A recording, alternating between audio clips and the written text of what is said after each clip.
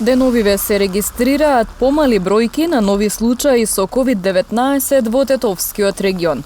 Во однос на минатата недела, бројот на хоспитализирани пациенти и лицата кои што имаат потреба од медицинска помош во Тетовската клиничка болница е намален за 30%. По разлика од прошла недела, ова недела имаме 20 хоспитализирани пациенти и амбулантски пациенти се намалени на 20-30 пациенти, што имавме околу 60-70 пред 3-4 недели. Пациентите кои што се хоспитализирани во болница има и тешки, али голем број се во така подобра ситуација, здравствената состојба е подобро. Некои голем број се на кислородна терапија.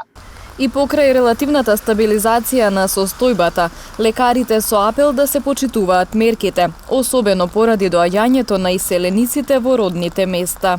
Ризикот за зголемување на бројот на новозаразени се уште постои, бидејќи имавме праќање на нашите сограѓани, така да ние очекуваме ова недела да имаме изголемен број на пациенти. Сепак мерките се уште важни, треба да се придржуваме кон сите тие препорачани мерки.